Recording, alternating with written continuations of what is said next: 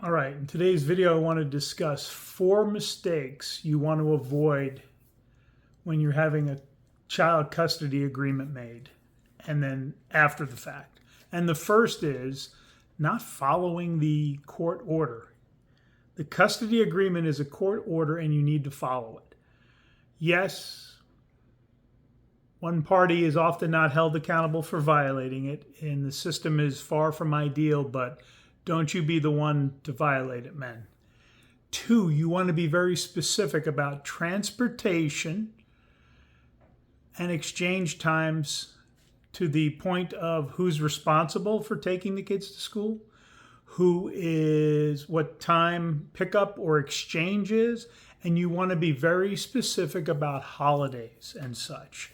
So we just had Easter and we see this all the time. A parent decides, nope, because the agreement says you get them on this day and this day, Friday and Saturday of Easter weekend on this year. Next year you get Saturday and Monday, but it doesn't spell out the time. Be specific. Whether it's 1 o'clock or 2 o'clock on Saturday or in the evening, be specific. It avoids a lot more heartbreak. Understand the majority of exes are reasonable. And you're going to have problems if you've got a problematic ex. That's a different issue, okay? Same thing, but holidays, vacation, you want to be specific about exchange times, okay?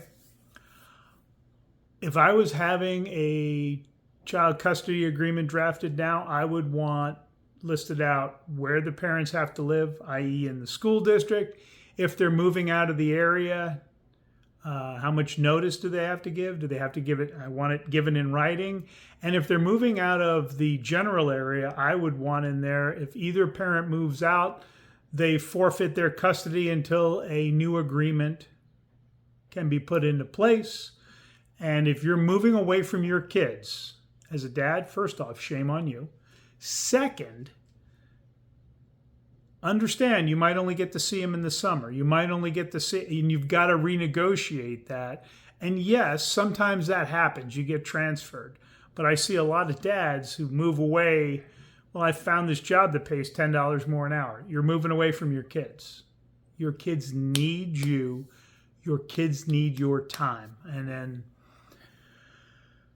specific who pays for extracurricular activities, who is making decisions and has to pay for medical.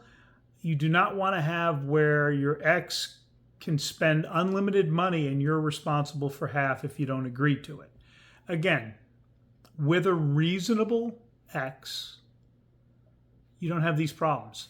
When I got divorced almost 20 years ago, pretty quickly I just said, just tell me what the expenses are. I never even needed to look at the receipts. I had an ex who was financially responsible, and there were really no issues. The only issue we ever butted heads on, the child custody agreement, the divorce decree said we would discuss purchasing a car for our kids.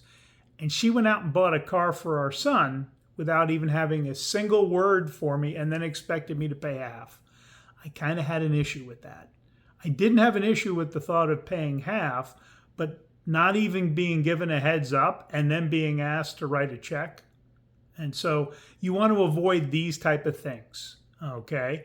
And it is much easier to get them in at the divorce than to try to change them.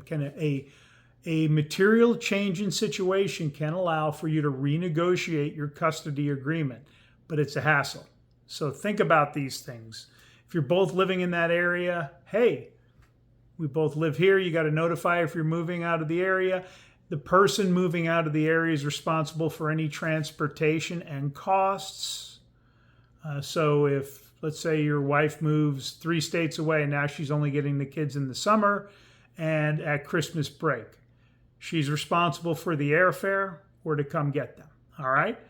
Things to think about to make your life easier post-divorce. Have a great day.